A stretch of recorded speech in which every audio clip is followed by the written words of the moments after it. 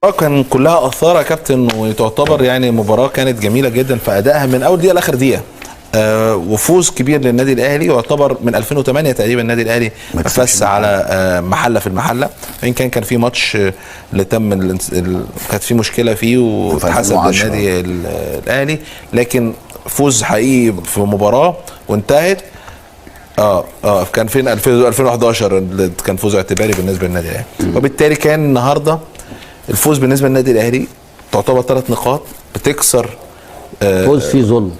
طب اكمل كلامي يا كابتن وقول اللي انت عايزه. بتكسر تعتبر حاجز مهم جدا للاعبين، وان كان نادي المحله السنه اللي فاتت على ارض المحله كان سبب في خساره النادي الاهلي لبطوله الدوري. رايك في الفوز يا كابتن ما دام انت عايز تقول حاجه معينه عن الفوز؟ لا، المحله اتظلم النهارده جامد جامد، يعني بعد الاداء اللي اتعمل والشوط الثاني الاستحواذ ده، حتى اون سبورت كاتبه 50 في الاحصائيات 50-50. ازاي والشوط الثاني كله المحله في نص ملعب الاهلي وفي ال 18 بالذات اخر ربع ساعه توتال الماتش كابتن، وحتى لو توتال الماتش الاهلي عمل اول ربع ساعه وبعد كده خلاص اللي هو جاب فيها الجون وضيع فيها الجون اللي عدت من الراجل قبل الجون. انت بتتكلم على نسبه الاستحواذ نفسها؟ الاستحواذ طب لا يا كابتن، في وقت من الاوقات النادي الاهلي استحوذ بشكل كبير جدا. لا معلش، بس في فرق بين الاستحواذ اللي هو السلبي والاستحواذ الايجابي. المحله طب انا احسبها ازاي يا كابتن؟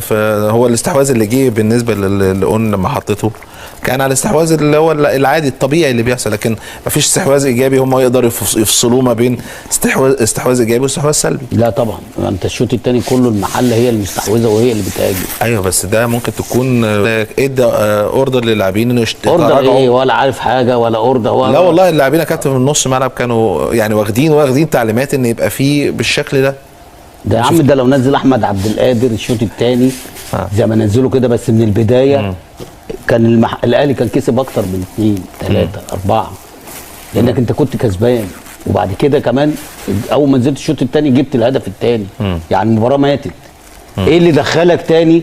ما تقوليش بقى اداهم اوردر ان هو يرجع يدافع. ده انا بلعب المحله مع كل احترام، مع ان النهارده المحله عامله كل حاجه في الكوره الا ان هي تجيب جون، وانا